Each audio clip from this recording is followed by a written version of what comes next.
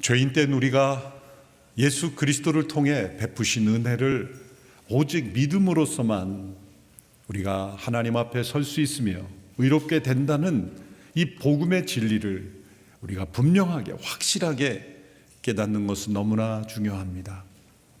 사도 바울은 오직 믿음으로 의롭게 된다는 이 진리를 무너뜨리고 믿음만이 아니라 율법을 함께 지켜야 한다는 이들과 싸우고 있습니다. 사람들은 오직 믿음으로만 의롭게 된다라는 이것에 대하여 불편함을 느낍니다. 우리 자신의 어떤 행위를 더하는 것을 더 확실하다고 느낍니다. 우리의 행위에 대한 보상으로 얻는 그 무엇을 더 확실하다고 느끼고 그것을 더 편안해 하기 때문입니다. 그것은 인간의 타락한 실상을 깨닫지 못한 것이요, 하나님께서 인간을 구원하시기 위해 행하신 놀라운 구원의 계획을 거부하는 어리석은 일입니다. 때로 거짓된 진리가, 거짓 진리를 왜곡하는 거짓된 사상이 우리 귀에 솔깃하게 들리는 것은 합리적인 탈을 쓰기 때문입니다. 우리 하나님의 구원의 복음은 합리적이지 않습니다. 죄인 된 이들을 구원하기 위하여 의인이 죽임 받는 것, 그것이 어떻게 합리적일 수 있겠습니까? 영광스러운 분이 영광을 내려놓고 죽음에 이르기까지 수치와 모욕을 당한 것이 어떻게 합리적일 수 있겠습니까? 합리적으로 말하자면 하나님께서는 그 아들을 내어주시면 안 됩니다. 죄인 된 인간이 죄 가운데 죽도록 처벌하시면 됩니다. 내버려 두시면 됩니다. 죄 가운데 있는 이들을 구원하시기 위해서 자신을 희생하시는 것, 그 희생이 어찌 합리적입니까? 죄를 지은 자는 죄에 합당한 대가를 치르면 되는 것이고, 의로운 이는 의를 지키면 되는 것인데, 의로운 분이 불의한 이들을 대신하여 희생 제물이 된다는 것, 그것은 불합리한 것입니다. 그래서 하나님의 복음은 세상의 사람들이 볼 때는 어리석어 보이는 것입니다. 바보처럼 보이는 것입니다. 그러나 사랑은 사랑하는 이를 위하여 바보가 되는 것이고, 사랑하는 이를 위하여 불합리한 희생을 하는 것입니다. 그리고 우리를 오직 의롭다 하시는 이 하나님의 은혜, 우리는 믿음으로 그것을 받아들일 뿐입니다. 하나님은 이 구원의 복음을 이루시기 위하여 역사 속에 많은 인물들을 택하여 역사하셨습니다. 하나님이 역사 속에 택하여 일하신 사람들에게 주신 말씀, 또 행하신 일들은 서로 연결이 되어 있습니다. 놀랍게도 성경 역사에 나타난 모든 인물들과 하나님께서 말씀하신 내용들, 역사하신 일들은 연결이 되어 있습니다. 그들은 서로 만나지도 못했고 알지도 못했고, 심지어 그 이전에 있던 문서들을 그 후대 사람들이 읽지도 못했습니다. 그런데 놀랍게도 성경에 쓰임받은 인물, 또 성경의 각 권의 저자로 쓰임받은 사람들은 놀랍게도 한 가지의 목표를 향하여 그 모든 물줄기가 향하고 있었습니다. 그것은 예수 그리스도이십니다. 서로 모여 편집 회의를 할 수도 없는, 서로 다른 시대, 서로 다른 문화, 서로 다른 사람들이 어떻게 일관된 주제를 향하여 나아갈 수 있을까? 그것은 성경의 저자가 한 분 하나님이시며 성령의 감동을 따라 쓰임받은 사람들일 뿐이라는 걸 우리에게 알려줍니다. 그래서 마틴 루터는 성경의 모든 주제를 요약하고 또 요약하고 요약하면 한 단어로 요약이 되는데, 그것은 예수 그리스도이시다. 만일 성경에서 예수 그리스도를 제외시킨다면 성경은 껍데기밖에 남지 않는 책이 될 것이라고 말했습니다. 하나님께서 이렇게 예수 그리스도를 믿음으로 의롭게 된다라는 이 믿음의 진리를 우리에게 알려주시기 위하여 먼저 부르심을 받은 인물이 바로 아브라함입니다. 아브라함에게 주신 이 약속, 그것은 우리가 예수 그리스도를 믿음으로 의롭게 된다는 것을 구체적으로 보여주기 위하여 택하신 인물입니다. 사도 바울은 지금 믿음 위에도 율법을 함께 지켜야 된다는 이들과 싸우면서 이 구약의 아브라함에게 주신 약속을 인용하고 있습니다.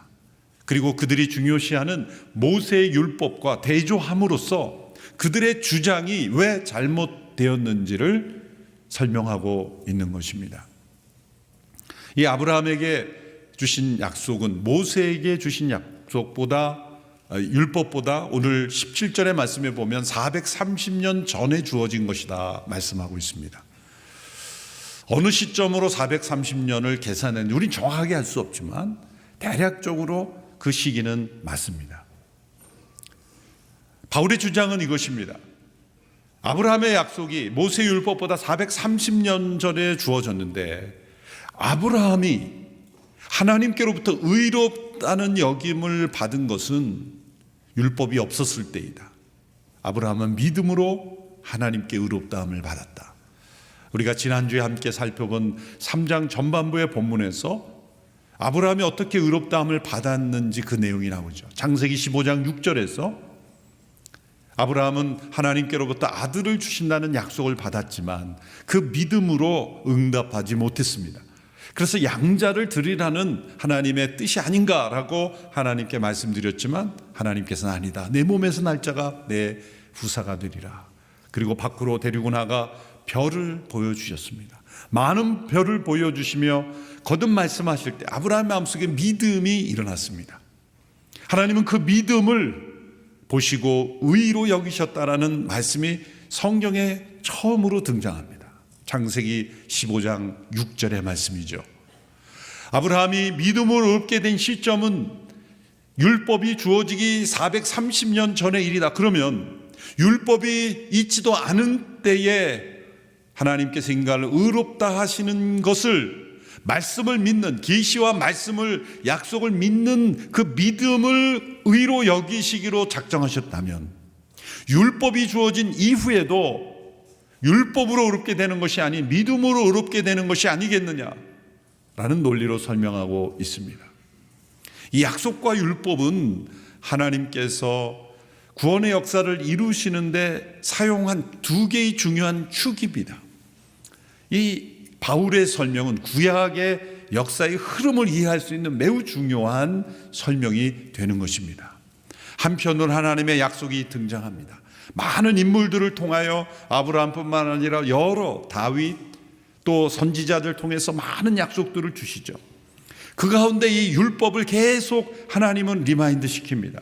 모세에게 주신 율법을 선지자들을 통해서 그 백성들을 꾸짖을 때 언제나 율법을 다시 인용합니다. 율법에 뭐라고 기록이 되어 있느냐? 너희들이 멸망받은 것은 이 율법에 합당하지 않기 때문이다라고 계속해서 그 율법을 리마인드 시킵니다. 한편으로는 약속이 계속 말씀되며 강조되고 또 한편으로는 율법이 계속 강조되는 이유가 무엇일까요? 바울이 주는 이 관점이 매우 중요한 겁니다. 무엇이 우선이냐? 그리고 무엇이 무엇을 보완하는 것이냐? 라고 할 때 하나님의 약속이 먼저 주어졌다. 430년 전에 먼저 주어졌으므로 약속의 출발점이 율법의 출발점보다 훨씬 더 이전이기 때문에 이후에 주어지는 모든 이 관계 속에서 율법이 약속을 보완하는 역할이다. 그리고 그 율법은 약속을 무력화할 수 없다. 하나님의 약속이 이루어지는 그 과정 속에 하나님께서 도구 사용하시는 것이 율법이요, 그 통로요, 그것을 보완하는 역할이 바로 율법이다. 그러므로 믿음으로 의롭게 된 아브라함의 모델, 그 믿음의 모델을 이어가는 과정 가운데 율법은 쓰임받은 것뿐이다. 그것을 설명하기 위해서 오늘 3장 15절 이하에서 5가지 율법의 기능을 간략간략하게 요약함으로써 율법이 어떻게 약속을 이루는 도구가 되는지, 보완의 역할을 하는지를 설명하고 있는 것입니다. 처음으로 첫 번째, 율법은 미리 정해진 약속을 무효할 수 없다는 것입니다. 17절의 말씀 같이 읽겠습니다. 시작. 내가 말하고자 하는 것은 이것입니다. 430년 후에 생긴 율법이 하나님에 의해 미리 정해진 언약을 무효하여 그 약속을 취소할 수 없다는 것입니다. 모세의 율법이 주어졌을 때 그 백성들은 그 율법을 중요시하게 생각했고, 그리고 그것을 중심으로 삶의 모든 패턴을 만들어 갔습니다. 한편으로는 이해가 되는 면도 있습니다. 왜냐하면 모세가 율법을 하나님께로부터 천사들 통하여 받을 때 당시에 그 시대에, 우린 이 세계 문화 인류학적인 그 시대를 보면 그런 법이 없었습니다. 그런 수준의 법이 없었어요. 고대 함무라비 법전이나 여러 비슷한 고대 운동의 법조문을 봐도 법이란 사람들이 모여서 각자의 생각을 모아서 우리가 어떤 공동체를 이루고 어떤 국가를 이룰 것인가를 합의한 것이 법 아니겠습니까? 그런데 그 시대, 동시대에 주어진 그런 법들을 보면 비교가 되지 않아요. 너무나 초보적이고 원시적이에요. 그러나 모세 율법을 보면 오늘 이 시대에도 적용할 수 있는 탁월한 내용을 담고 있어요. 한 공동체뿐만 아니라 한 국가뿐만 아니라 이 세상을 보는 관점도 그 율법에 포함이 되어 있죠. 저는 신명기 율법들을 이렇게 읽을 때마다 마음을 감동을 주는 구절이 너무나 많아요. 하나님께서 주신 그 법 가운데 예를 들면 그 밭을 갈고 농사를 질 때 그 모퉁이에 있는 그것까지 그렇게 완벽하게 추수하지 마라. 좀 내버려 두어라. 왜? 고아와 과부들, 나그네들이 그것을 먹고 살 수 있게 해주라. 이삭을 추수할 때 그 추수해서 들고 갈 때 혹 한 단이 빠져가지고 떨어지면 그것까지 주소로 뒤돌아가지 말고 그냥 떨어뜨려 놔라. 고아와 과부들과 나그네들이 그것을 먹을 수 있게 해주라. 그런 한 구절 한 구절을 보면 그 당시에 있었던 동시대 어떤 나라의 율법에도 없는 탁월한 윤리적인 가치가 있는 법이죠. 그러니 유대인들이 자부심을 느낄 만도 해요. 그러나 하나님께서 왜 그러한 율법을 주셨는가를 역사적인 관점에서 생각할 수 있어야 되는데 그걸 잃어버린 거예요. 아브라함에게 주신 약속을 통해서 이 율법에 주신 목적을 봤어야 되는데 그 이전의 세대를 잃어버리고 이 역사의 유기적인 연결을 잃어버리고 율법으로부터 그들의 삶이 시작된 것처럼 착각한 거예요. 아브라함에게 주신 약속은 창세기 12장 1절에 3절에 제일 먼저 나옵니다. 15장 17장 그 이후에도 계속 반복되죠. 그런데 그 핵심적인 내용은 무엇입니까? 아브라함을 부르셔서 약속의 땅을 주고 자손을 주고 그 자손을 통하여 땅의 모든 사람이 복을 받게 하시겠다는 거죠. 그런데 그 내용보다 더 중요한 것은 강조점이 어디에 있냐면 내가 하리라, 내가 이루리라, 내가 만들어주리라, 내가 그렇게 하리라라는 이 내가라는 하나님의 주권과 능력을 강조하는 단어가 가장 많이 반복되고 있어요. 하나님께서 하신다는 거죠. 근데 모세율법에서 가장 반복되는 것은 그 모든 내용에 대해서 항상 덧붙여지는 것이 너는 해야 한다, 너는 할지니라, 너는 지켜야 된다 라는 말이 반복되고 있는 거 아니겠습니까? 그런데 이 둘을 말씀하신 하나님이 동일한 하나님이세요. 아브라함을 통해서는 내가 이루리라, 내가 만들어주리라고 약속하신 하나님께서 모세를 통해서는 너는 해야 한다, 지켜야 된다, 이루어야 된다고 우리에게 강요하고 계세요. 어떻게 이것이 하나가 될 수 있을까요? 그것은 이 모세의 율법 앞에 하나님의 약속을 받았지만 이 모세의 율법 앞에 서면서 우리에게 요구하시는 모든 하나님의 율법을 우리가 행하려고 할 때 이를 지킬 수 없다는 것을 우리가 깨닫게 되면서 우리는 내가 하리라는 하나님의 약속을 바라보게 되는 거예요. 하나님께서 요구하시는 모든 법을 우리는 지킬 수 없구나 라는 것을 율법 앞에서 깨닫게 돼요. 이미 이스라엘 역사를 통해서 깨달았죠.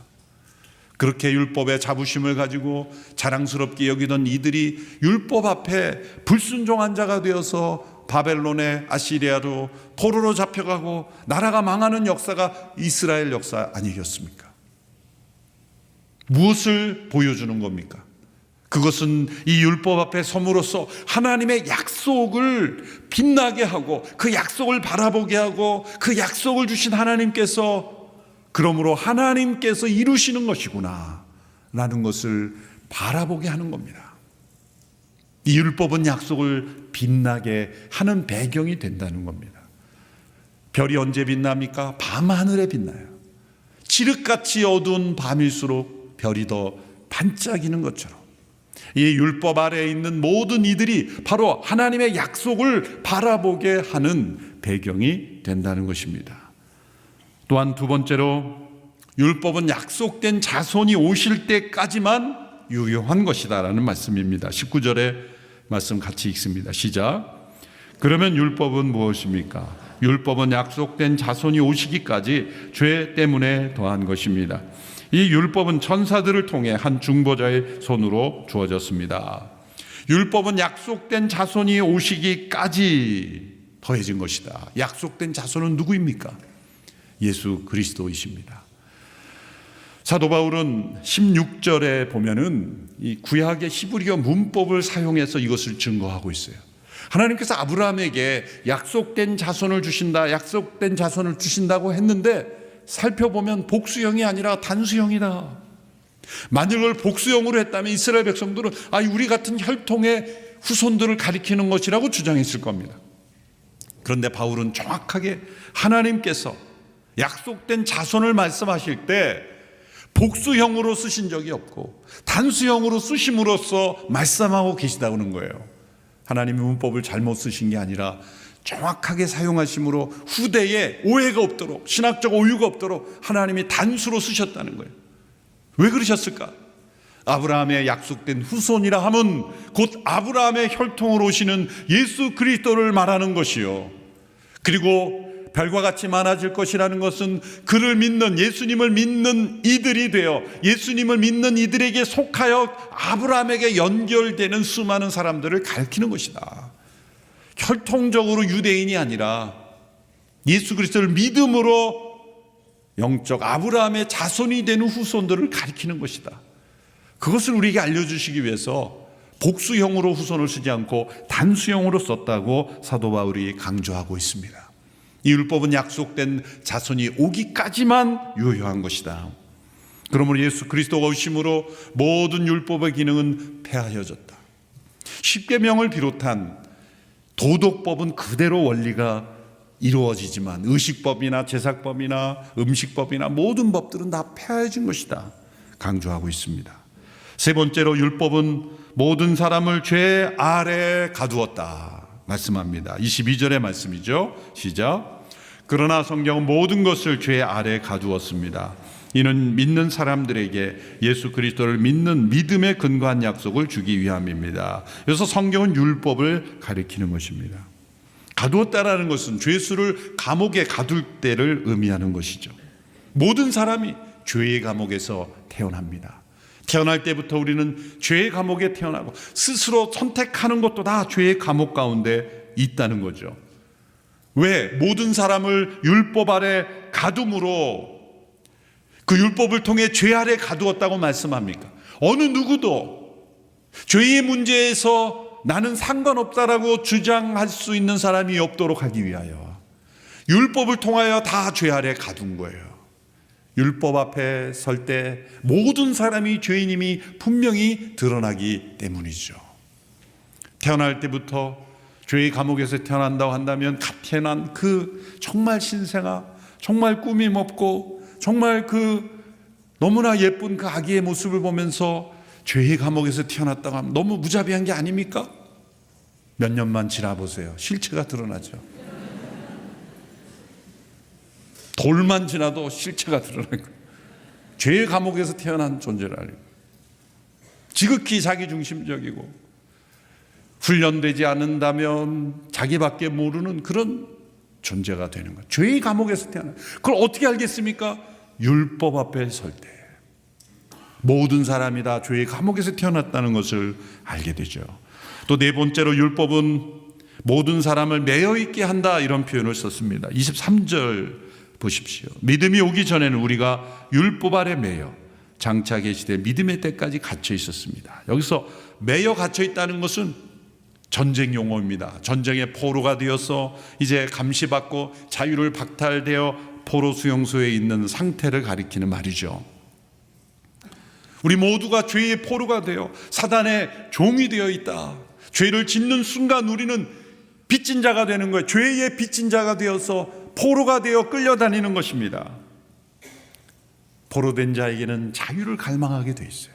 율법은 우리 모두가 죄의 포로가 되어 있다, 죄에 매여 있다는 것을 깨닫게 함으로써 자유를 갈망하게 하는 그러한 기능을 한다는 것입니다.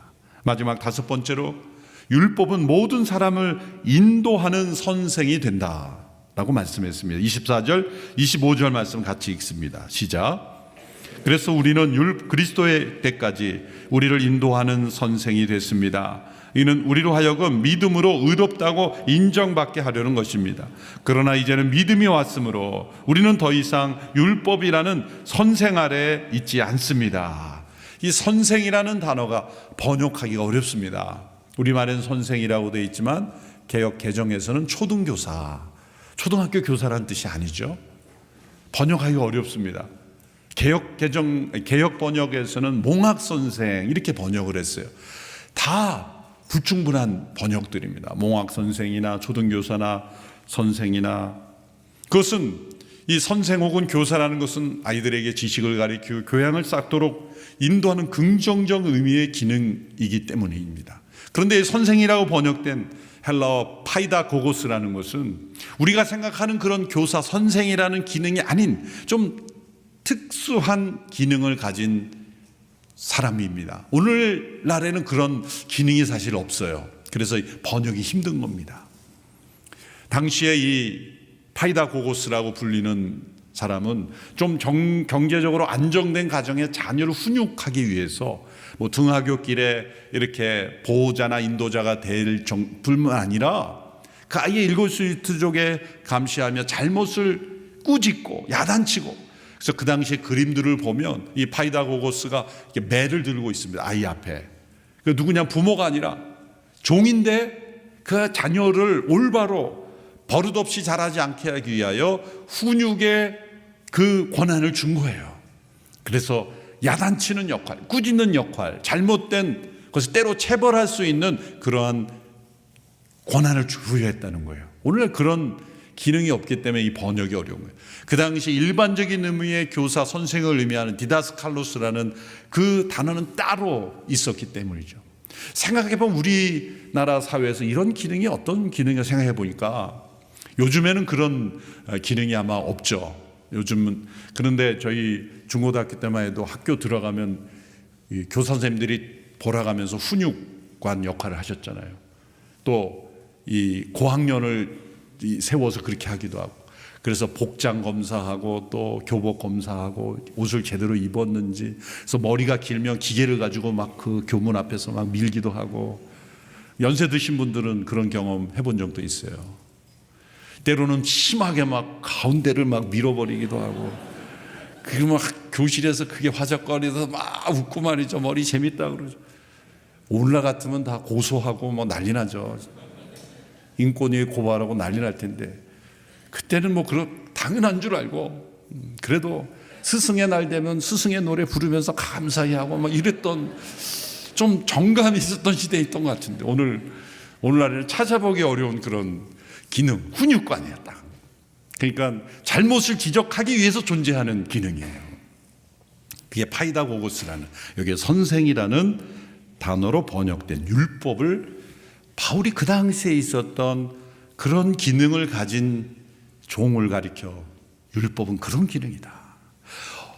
없어야 되는데 없으면 교만하고 자만하고 자기가 잘못한 줄 모르고 뻣뻣하게 살기 때문에 부모가 그런 역할을 하면 부모가 상처를 줄까 봐 그런 기능을 하는 종을 세워서 잘못할 때마다 따끔하게 야단치라고 신뢰할 수 있는 그런 권한을 부여한 종. 율법이 바로 그런 것이라는 거예요. 하나님이 우리를 미워서 그 기능을 준 게 아니에요. 우리를 살리려고 그 기능을 주었다. 결론적으로 율법의 기능은 구원을 주는 것이 아니라 구원의 필요성을 느끼게 하고, 그 율법이 길과 진리가 아니라 길과 진리를 갈망하게 하는 우리가 얼마나 참된 길과 참된 진리로부터 멀어져 있는가를 깨닫게 하는 기능으로 하나님이 주신 것이고, 하나님의 약속이 우리에게 얼마나 생명줄인가를 깨닫게 하고, 그 약속을 붙잡게 하는, 그 약속을 잃어버리는 것이 아니라 그 약속을 붙잡게 하는 기능으로 율법을 주셨다는 거예요. 그래서 약속을 더 빛나게 하고, 약속을 바라보게 하고, 그 약속으로 하나님이 행하신 일들을 믿음으로 받아들여야만 한다는 것. 왜? 우리 자신에게는 절망이기 때문에. 이것을 잘 요약한 존 스토트 목사님의 요약을 제가 읽어드리겠습니다. 앞서 제가 말씀드린 것을 이분이 잘 요약했어요. 율법이 우리를 쳐서 상하게 해야 비로소 우리는 상처를 싸맬 복음의 필요성을 인정하게 된다. 율법이 우리를 체포하여 옥에 가두어야 비로소 우리는 자신을 해방시켜 주실 그리스도를 갈망하게 된다. 율법이 우리를 정죄하고 죽여야 비로소 우리는 칭의와 생명을 얻고자 그리스도를 부르게 된다. 율법이 우리를 자신에 대한 절망으로 몰아가야 비로소 우리는 예수님을 믿게 된다. 율법이 우리를 지옥에까지 낮추어야 비로소 우리는 자신을 천국으로 올려줄 복음으로 돌아서게 된다. 그래서 율법 앞에 서게 하신 것입니다. 아브라함에게 주신 약속만으로 하나님이 이끄셨다면 그 백성은 약속의 소중함을 깨닫지도 못하고 하나님이 행하신 걸 자신이 했다고 우기는 거예요. 그러나 모세의 율법 앞에서 그들이 절망하고 그 율법 앞에서 자신들이 얼마나 더럽고 추한 존재인가를 깨달을 때 하나님께서 약속을 주신 것을 이루셨다는 것을 붙잡고 그 믿음으로 받아들이는 구원에 이르게 된다는 거죠. 그러므로 율법은 우리에게 철저하게 행위만을 요구합니다. 완전한 행위를 요구합니다. 일체의 타협이 없습니다. 예를 들어 100개의 율법이 주어졌다면 어떤 사람은 50개를 지키고 어떤 사람은 99개를 지킨다 할지라도 똑같이 단 한 개의 율법도 지키지 못하면 율법은 불합격 처리하는 거예요. 율법의 저주 아래 처하게 되는 거예요. 아니, 불공평하지 않습니까? 나는 그래도 99개까지 지켰는데 어떻게 50개 지킨 사람과 똑같이 나를 대할 수 있으면, 이것이 세상의 선이라는 관점에서 볼 때 그래도 나는 저 사람보다는 선한데요 라고 아무리 주장해봐야 완전한 행위가 아닐 때는 다 불합격인 거예요. 여러분, 절벽에서 매달려서 밧줄을 잡고 있는 사람이 떨어질 때 몇 번을 밧줄을 끌어야 떨어집니까? 단 한 번만 끊어줘도 떨어지는 거예요. 10번 끊어야 떨어지는 게 아니죠. 율법은 완전을 요구합니다. 그러나 우리는 완전하지 못합니다. 그러나 정반대로 예수 그리스도의 복음은 우리에게 철저하게 믿음만을 요구합니다. 왜? 우리의 행위는 선한 행위일지라도 그 안에 죄가 스며들어 있기 때문에요. 우리의 행위는 완전히 오직 믿음만을 요구해요. 율법은 정반대로 행위만을 요구해요. 율법 앞에 나갈 때 그래도 나는 믿음이 있는데 행위가 뒤따르지 않습니다라고 해요. 소용없습니다. 행위를 보여야 돼요. 그런데 우리 하나님의 복음은 우리에게 행위를 요구하지 않습니다. 오직 믿음만을 요구합니다. 왜 그럴까요? 거기에 행위를 더하는 순간 오직 하나님의 은혜로 받는 구원을 마치 우리 스스로가 잘나서 이룬 것처럼 그 하나님의 영광을 가리기 때문이에요. 오직 우리는 그 은혜를 믿음으로 받아들일 뿐이에요. 그 믿음을 의로 여기시는 겁니다.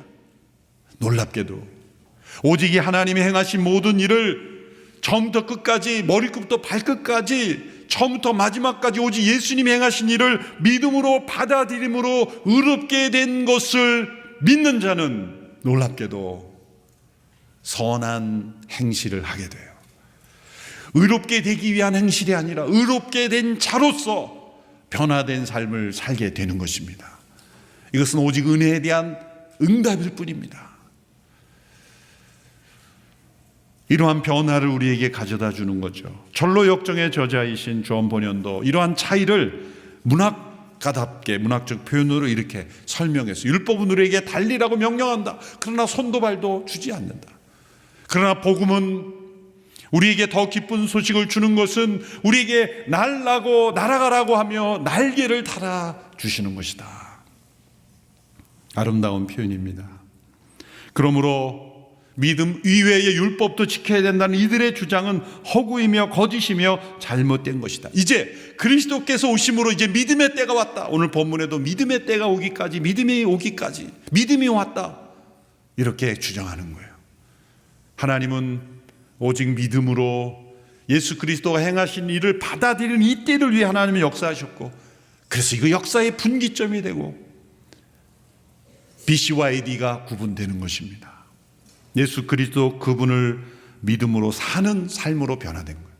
우리에게 어떤 변화가 있는지를 세 가지로 간략하게 요약합니다. 첫째로, 우리는 그리스도를 통하여 하나님의 가족이 되었습니다. 26절에서 27절 같이 읽습니다. 시작.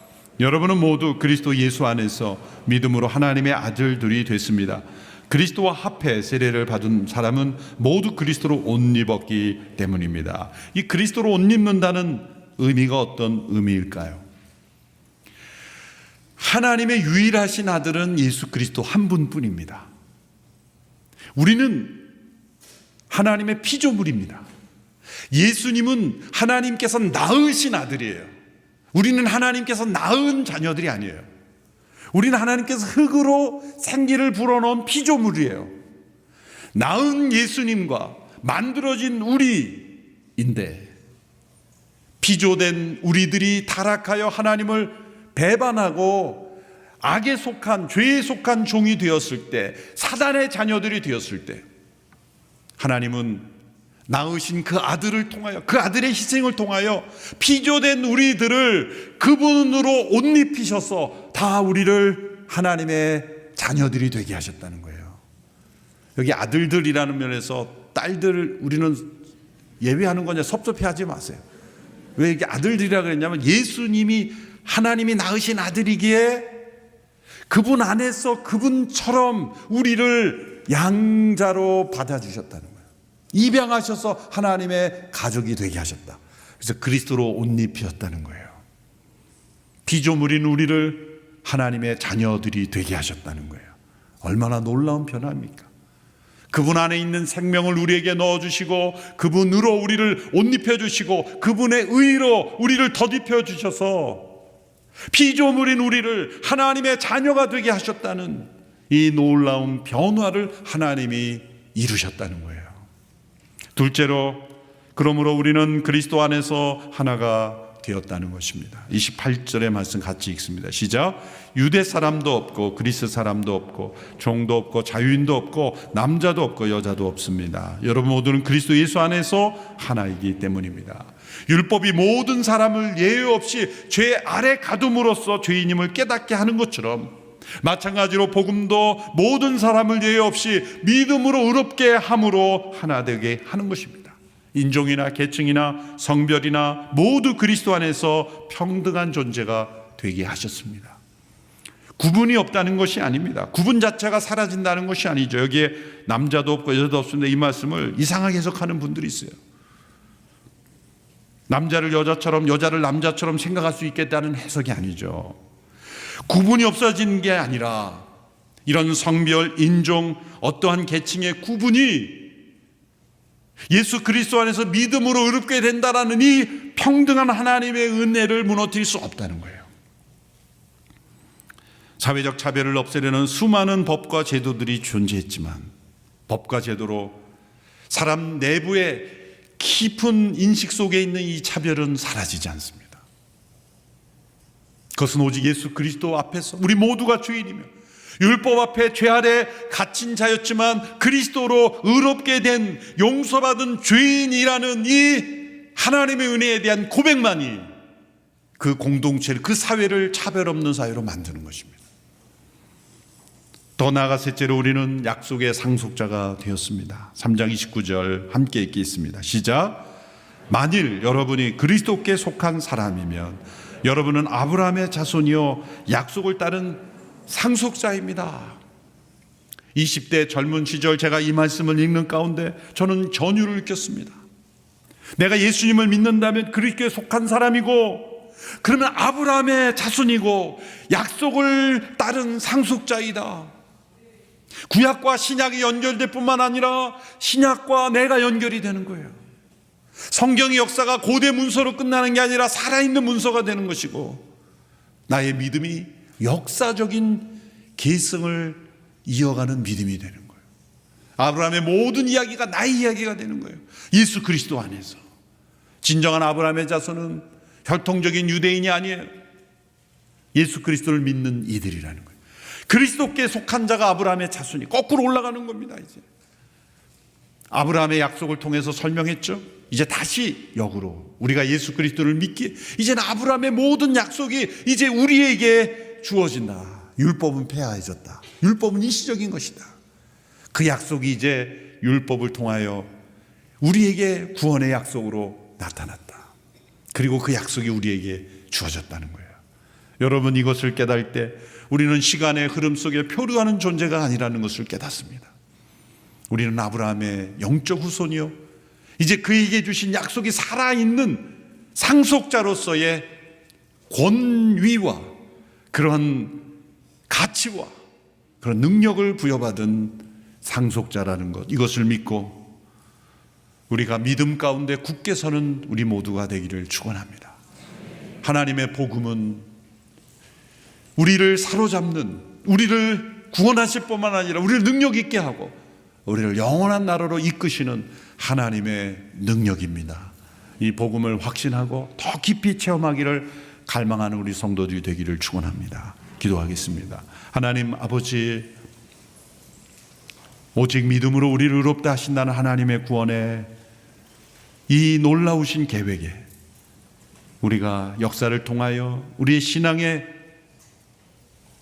체험들을 통하여 더 깊이 깨닫게 하시고 이 복음 위에 굳게 서는 우리 모두가 되게 하여 주시옵소서.